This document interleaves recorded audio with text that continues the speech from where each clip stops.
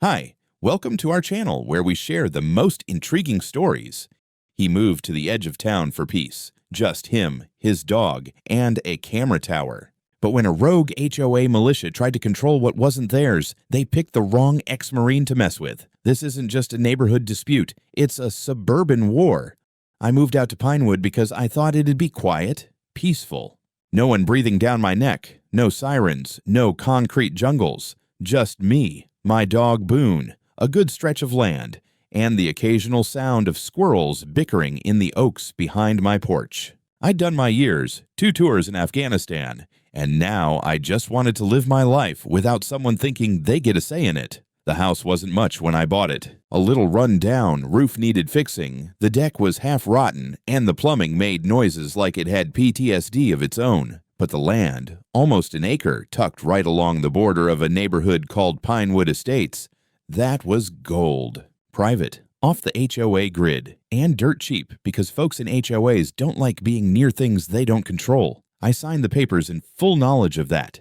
Had my lawyer comb through everything. Property lines, zoning codes, HOA declarations, all of it. My lot was outside their jurisdiction. I was free, or so I thought. About 2 weeks after I moved in, I found a note taped to my mailbox. Big HOA letterhead, fancy seal, and a ridiculous signature from someone calling herself President Diana Shaw. The note said my grass exceeded regulation height, my satellite dish was improperly mounted, and my garbage bin violated community. Visual standards. I laughed, tossed it in the trash. The grass was ankle high, the dish worked just fine, and the trash bin was on my land, not theirs. Week after that, I get another one. This time, the language is more aggressive. Failure to comply will result in fines. They even had the gall to list a total $350. That one I didn't just toss. I mailed it back. Empty envelope, no return address. Just a sticky note inside that said, in capital letters, "Not a member, stop." Didn't help. That's when I met Roger Hannity. Picture a guy who peaked in high school, failed the police academy, but never quite got over either.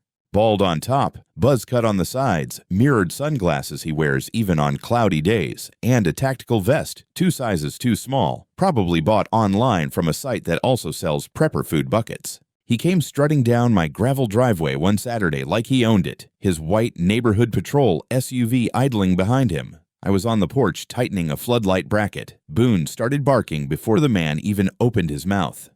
Morning," he said, standing like he was waiting for me to salute. "Afternoon," I answered, not bothering to look up. "You Jason Turner?" "That's what the deed says." "I'm Roger Hannity, head of community safety for Pinewood Estates." "Cool. This isn't Pinewood Estates." He paused. I could see the wires in his brain cross like a dog hearing a vacuum turn on. "You're adjacent to the community." "Correct. And the HOA has certain visual and procedural expectations, which don't apply to me." "That's debatable." I stood up and wiped my hands on my jeans. "No, it really isn't." He looked past me, eyeing the new tower I'd started assembling behind the garage, a steel-framed rig with motion cameras and 2 solar panels on top. "What's that for?" "My company." "You running a business out of here?" "Yeah, security consulting, cameras, alarms, perimeter surveillance, all legal, all licensed. Want a brochure?" He didn't answer, just squinted at the tower like it personally insulted his sense of order. "That's going to bother some folks." "Then some folks need to buy taller fences." Roger didn't say goodbye. He just turned and walked off, muttering something into a cheap walkie-talkie clipped to his belt, like he thought it made him look official. The SUV peeled out like it was chasing a stolen car. Boone pissed on the tire tracks for good measure. The next week, I started getting real mail, certified letters, photos of my camera rig, complaints about aesthetic disruption, and accusations of unauthorized surveillance. They claimed I was recording neighbors. Funny, since my nearest neighbor's house was 200 feet away, and the cameras were pointed at my own perimeter. They included a new fine, this time over $1,000. That was the last straw. I called my lawyer, had him draft a formal cease and desist letter, complete with maps, code citations, and a notarized declaration that my property was private and exempt from HOA governance. We mailed it, emailed it, and even dropped a copy in the HOA's little community mailbox shack. No response, but the passive aggression ramped up. The patrol SUV started parking across from my driveway. Different guys each time, all of them with matching polos and a weird hunger in their eyes, like this was the closest they'd get to actual authority. Sometimes they'd pretend to jog past with GoPros strapped to their heads. Other times they'd sit in their SUV and radio each other like they were watching a hostage negotiation. I ignored it until one of them tried to open my mailbox. I was in the living room when I saw him. Scrawny guy with a sunburn and aviators, tugging on the latch like he had the right to be there. I came out fast and hard. "You got a federal warrant, pal." He jumped like I'd shot him. "That's a community box." "Wrong. That's a U.S. Postal Service box on my land. Try that again. I'll have the feds up your ass so fast your vest will spin."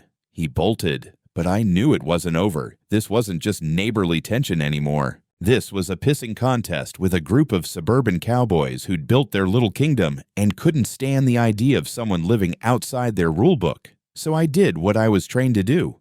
Prepare. I upgraded the tower, thermal cams, backup batteries, floodlights with motion sensors. Boone got a new collar, GPS enabled, and I started documenting everything, timestamps, faces, plates. Because whatever this was building toward, I had a feeling it wasn't going to be solved with polite conversation. It started subtle. A look here, a closed door there. The kind of quiet, cold shoulder that spreads like mold, slow, silent, and suffocating. After that stunt with the mailbox, I figured the patrol boys would back off. I had footage. I had timestamps. Hell, I even printed out a copy of the federal statute about tampering with mail and taped it right under the box. But no, they just changed tactics. The SUV kept showing up, but now it parked a little farther down the road. Just barely off my property line. I'd see the silhouette of a man inside, sipping coffee, phone in hand. Sometimes they'd idle the engine long enough to rattle my windows. Sometimes they'd shine a light through my kitchen at night. Not bright enough to prove anything, but enough to let me know they were there. And the neighbors? Well, they changed too. Mrs. Hensley, the retired librarian who used to wave when I walked Boone, now crossed the street like we carried the plague. Her husband wouldn't even make eye contact. The teenage kid next door stopped shooting hoops on his driveway. The sound of the bouncing ball disappeared overnight. I heard his dad yelling something about not getting involved with that weirdo next door who has surveillance equipment. Then came the flyers. One morning I found a crisp white paper taped to my front gate. Community notice, it said in bold all caps. Underneath was a list of potential security threats, including vague references to ex-military residents with surveillance systems and concerns about unknown equipment aimed at homes. It didn't name me, but it might as well have included my photo and social security number. I took it down, scanned it, and sent it to my lawyer. Next day, I spotted the same flyer posted in the community mail kiosk, then one pinned to a utility pole, then another stapled to a tree on the trail entrance near my property line. It was organized, coordinated. A week later, a neighbor I'd never spoken to before, guy named Mr. Banks, pulled into my driveway while I was hosing Boone off after a muddy walk. I turned the water off, wary. He stayed in his truck a moment, then rolled down the window and said, "You might want to watch your back." "Excuse me." I heard them talking. The HOA folks, that Roger guy, and a few others. They don't like that you're ignoring them. They think you're making the whole neighborhood look weak. "They say that to you." He shrugged. Not directly, but I was at a meeting. It got weird. I asked him why he was telling me. He just muttered, "You served, right? Thought you should know," and drove off. Later that week, I got another envelope, hand-delivered, no postage, slipped under my front door. This one was more direct. "You are under observation. Cease unauthorized installations immediately or face legal consequences." No return address, no names, just that. I forwarded it to my lawyer again. We submitted a formal complaint to the county about harassment, filed paperwork to declare the security tower a licensed commercial testing structure, which it was. But bureaucracy moves like molasses in January, and HOA lunacy spreads like wildfire. The HOA website, which I'd never bothered to visit before, now had a community alerts section with headlines like "Unlicensed surveillance may be operating near Lot 47" and "Residents advised to shield windows for privacy." I clicked through a few posts and found threads full of people speculating about my cameras, my background, even my dog. One guy wrote, How do we know he's not recording kids? That one made me see red. I almost responded, almost, but I knew better. Feeding trolls only makes them bolder. Instead, I doubled down, added another camera, put a spotlight above the garage, motion activated, with a siren if needed. I started backing my truck into the driveway, not pulling in head first, so I could leave fast if I had to. I taught Boone to bark at flashlights. That weekend, I caught Roger standing on the edge of my property with a long lens camera, not filming, just standing, watching. I walked toward him calmly. He didn't move. I crossed the line where my gravel met the community-maintained blacktop and stopped a foot from him. "You're trespassing," I said. "I'm conducting an inspection." "You don't have jurisdiction." "We have reasonable suspicion." "Of what?" "Of security code violations." I pulled out my phone and hit record. "Repeat that?" He walked off. I posted the video, just 20 seconds of Roger looking like an amateur villain from a bad reality show, mumbling about suspicion and backing away like a wet raccoon. I didn't tag anyone, didn't mention the HOA, just uploaded it with the caption, "Neighborhood cosplay gets weird." Over 10,000 views in 2 days. I got anonymous emails calling me a danger to the community. I also got a delivery of 20 pizzas I never ordered. The receipt had a fake name, HOAWELCOMECOMMITTEE. Cute. Then someone keyed the word SPY into my truck's driver's side door. That was when I installed the last camera, the one facing the street, and linked it directly to a cloud server with facial recognition. I didn't want trouble, but it was circling, closing in, and I was done pretending it wasn't real. Saturday morning started like most of mine do. Early coffee, a slow walk with Boone down to the edge of the woods, and a brief moment where the silence almost felt like it used to before this whole HOA circus took root. I had plans to hit the hardware store, pick up a new chain for the gate, maybe stop by the gun range. Nothing dramatic. But the moment I opened the gate to leave, I knew the day had other plans. A white SUV was parked sideways across my gravel driveway, blocking the only exit. Big black letters across the side, Pinewood Estates Neighborhood Patrol, Roger's toy. He was leaning against the hood, arms crossed, sunglasses on, even though the morning fog hadn't burned off yet. With him were 4 other guys, all wearing the same black polo shirts with some off-brand badge logo embroidered on the chest, tactical belts with what looked like pepper spray, and cheap walkie-talkies. One of them was chewing sunflower seeds and spitting them into my grass. I just stood there for a moment, hand still on the gate. Boone growled low in his throat beside me. Roger pushed off the hood and stepped forward like he was introducing a movie scene. "Turner," he said, "we need to talk." I said nothing, just reached back and clicked the gate shut. He took another step closer, out of the truck. "I'm not in the truck," I said. "You were about to be." "Not anymore." One of his guys smirked like that was the cleverest thing he'd heard all year. Another one cracked his knuckles theatrically. This wasn't some random visit. This was a setup. "I'm going to need you to come out and speak to us properly," Roger said. "Face to face. Like a man. Who says I'm not being proper? This is a security matter." "Whose security?" "The community's." "I'm not part of your community, remember?" He didn't like that. "You've built a surveillance tower that violates neighborhood standards. On property not governed by your HOA. You're a liability." "I'm a private citizen on private land." Roger reached to his hip. Not a gun, thank God, but he rested his hand on a baton clipped to his belt like a kid playing sheriff. That's when I pulled out my phone and dialed the police. The dispatcher sounded tired. I explained the situation. I was being blocked in my own driveway, surrounded by men posturing like mall cops with a vendetta. She said, "Okay, sir, is there any immediate threat?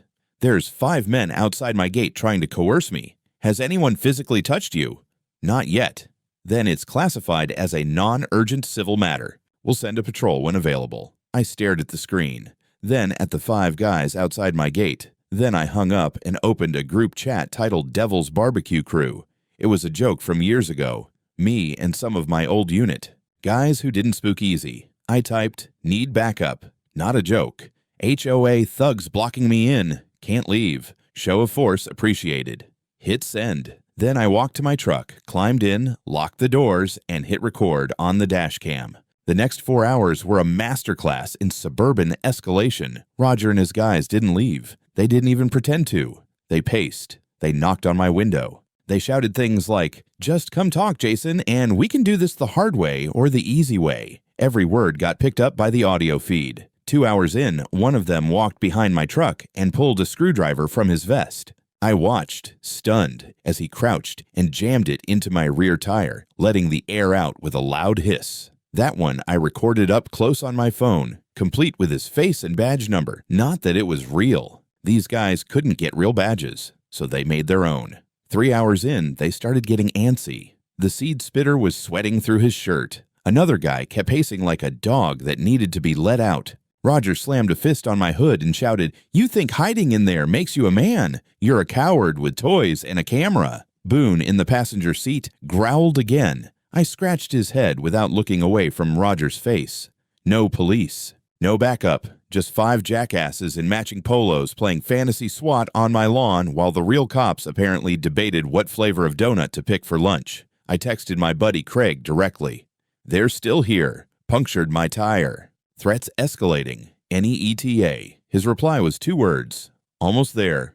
I smiled for the first time that day. Roger didn't see it. He was too busy trying to figure out why the man in the truck still wasn't afraid. They came in 2 trucks. One black, one desert tan. Big growling diesel engines that made the birds scatter and Roger flinch before they even came into view. I saw the SUVs turn the corner from my side mirror and couldn't help but grin.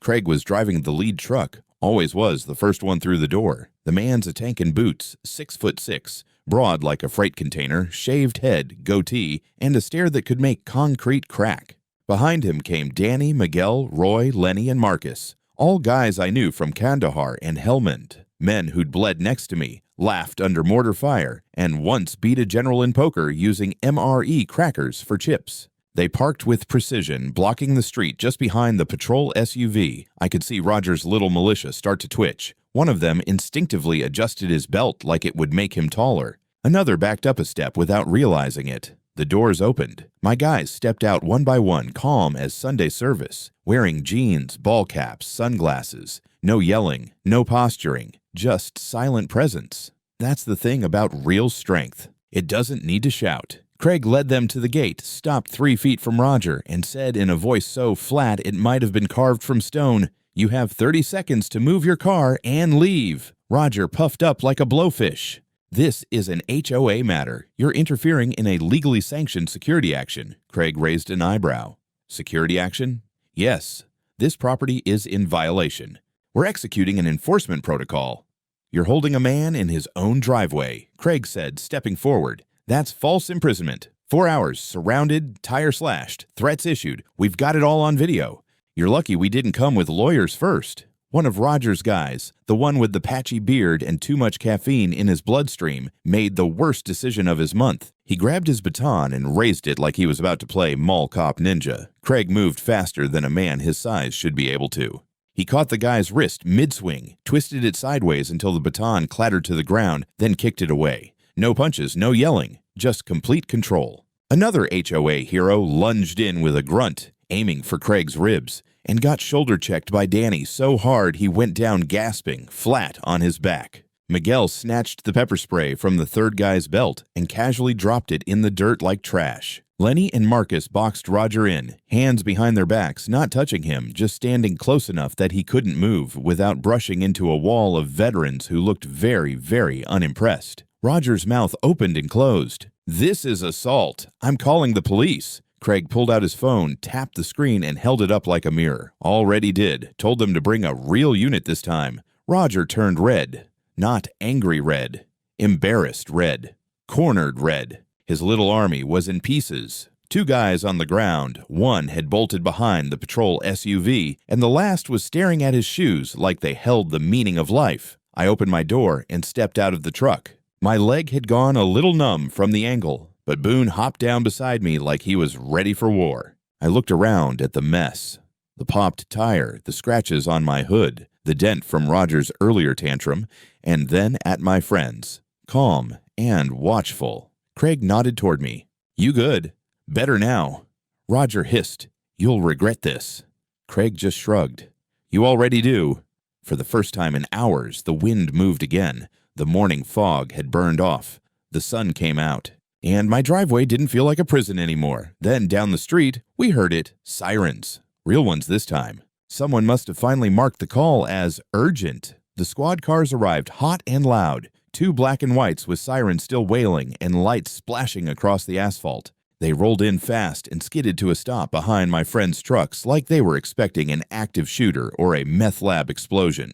Funny how massive street brawl gets their attention, but 5 armed men trapping a civilian doesn't merit more than a coffee break. 2 officers stepped out, hands hovering near their sidearms. A third stayed in the car, radio chattering. Boone let out one bark, and I gave a low whistle. He sat down, tail wagging like this was all just another game. Roger practically sprinted toward the cops. His shirt was soaked with sweat, his face still flushed with the color of pride turned sour. He pointed back at my driveway, spitting words like a broken faucet. "They assaulted us!"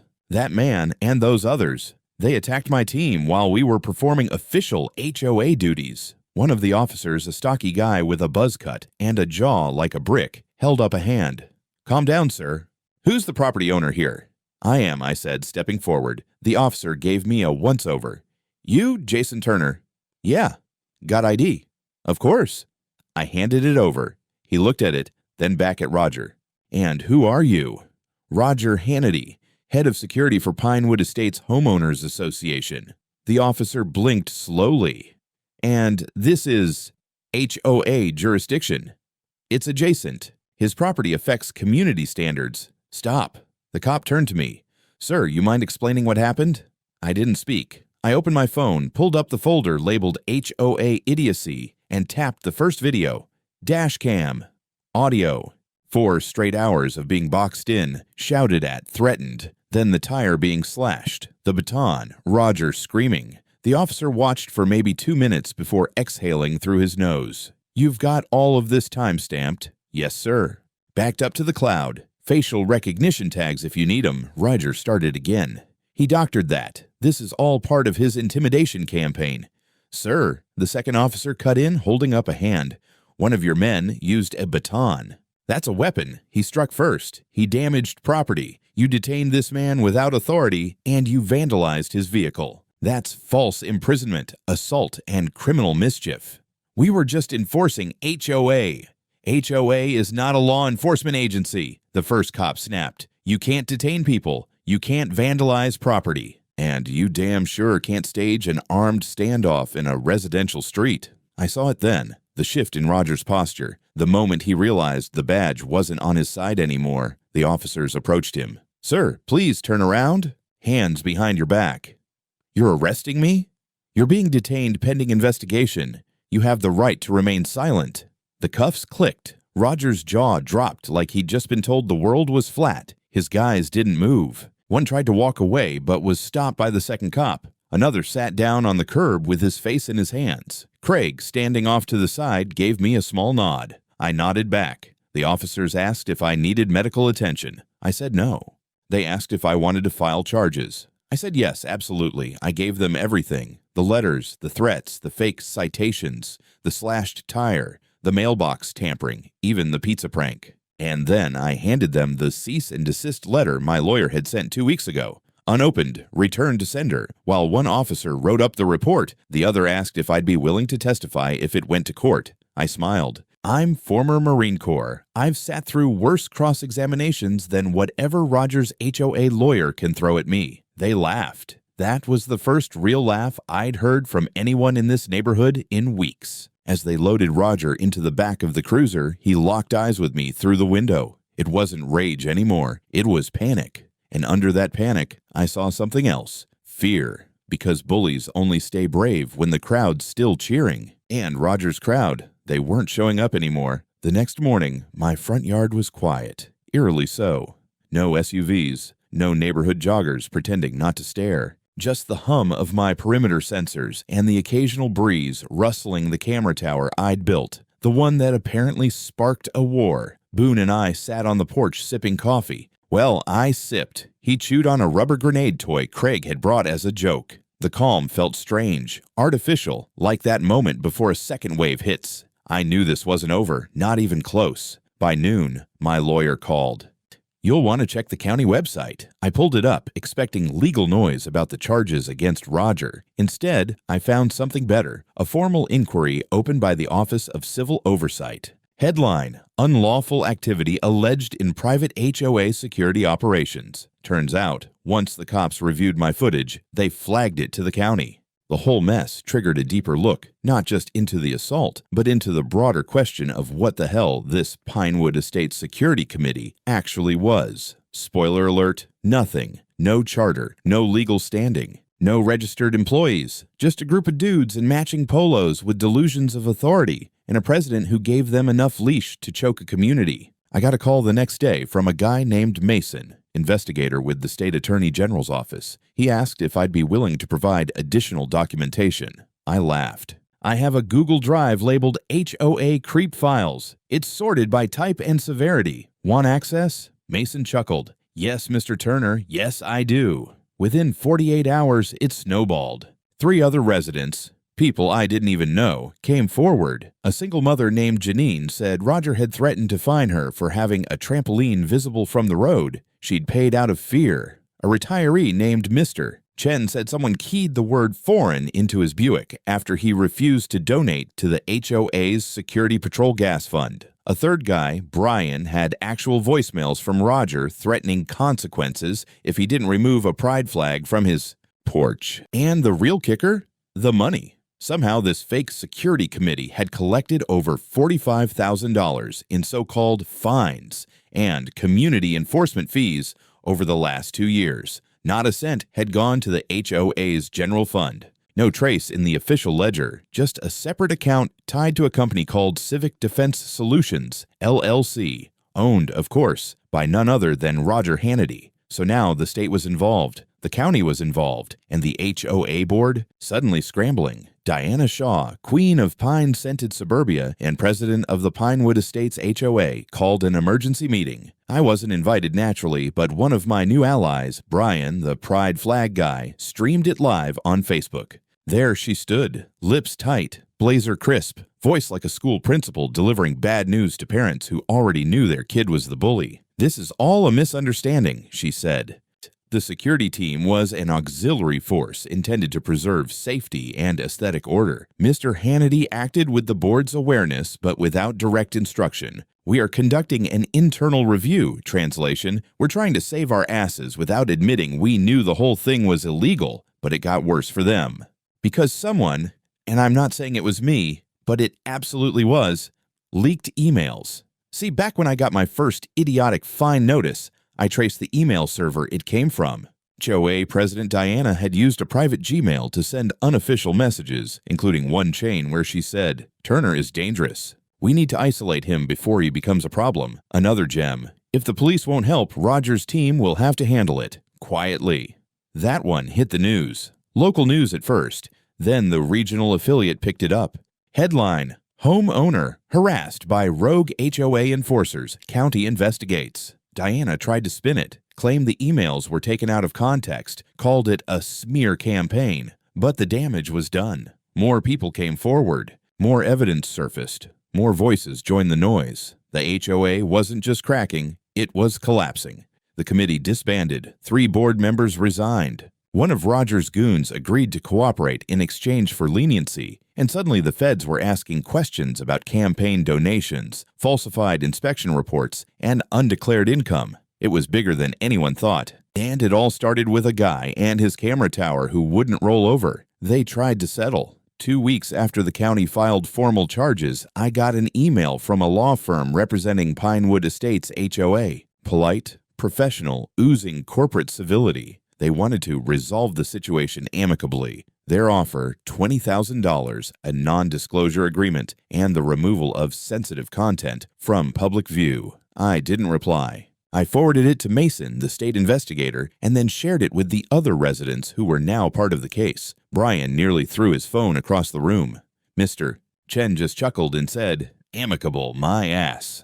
The prosecution wasn't playing games either. Charges were formally filed against Roger Hannity: false imprisonment, criminal mischief, harassment, operating an unlicensed security business, wire fraud, and, cherry on top, tax evasion. Two of his patrol goons got misdemeanor charges and were offered plea deals. One of them flipped. His deposition sealed the coffin. As for Diana Shaw, she was charged with conspiracy to commit fraud, aiding and abetting harassment, and obstruction of justice. Her defense attorney tried to paint her as misled by Roger, but the leaked emails, especially the one where she ordered quiet action, told a different story. Her courtroom demeanor didn't help either. Icy, smug, the kind of person who's used to getting her way and can't comprehend that the world stopped listening. I testified on a Monday morning.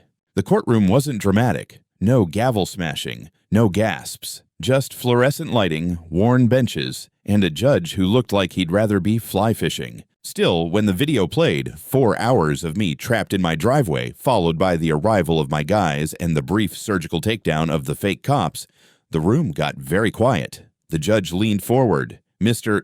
Turner, was this behavior from the HOA typical? Define typical, I said. A few people chuckled. I didn't. It escalated for months. They used intimidation, surveillance, vandalism, and public shaming. The day of the incident, they slashed my tire and told me to come out like a man. If my friends hadn't shown up, I don't know how far it would have gone. The prosecutor nodded. Your Honor, the defendant used his role within a community association to build a private fiefdom of fear. This was not about aesthetics. This was about control. Roger's lawyer tried to spin it, claimed Roger was passionate about safety, that his background in private security training made him act decisively. When asked if Roger was a certified security professional, the attorney mumbled something about independent coursework. The judge raised an eyebrow. Is that legal speak for YouTube videos? The courtroom laughed. Roger didn't. The verdict came down hard. Roger, 2 years in prison plus 3 years probation. He also owed restitution for damages, including my truck tire and legal costs. 2 of his patrol members got 1 year probation and mandatory community service. One of them was ordered to attend de-escalation training. The irony wasn't lost on me. Diana Shaw was fined $30,000, banned from holding any HOA or administrative office in the state for 5 years, and faced civil suits from at least 4 residents, including me. But it didn't stop there. The judge issued a formal recommendation for an audit of Pinewood Estates' HOA finances going back 5 years. That alone caused another 3 board members to resign. The HOA, now bleeding credibility and facing class action suits, was placed under external supervision by the county until further notice. And remember those cops who ignored my initial 911 call? Yeah, that didn't go unnoticed. Turns out, Rogers Civic Defense Solutions had made 3 separate donations to the local sheriff's office over the past year. Small sums, $500 here, $1,000 there, all registered as community support.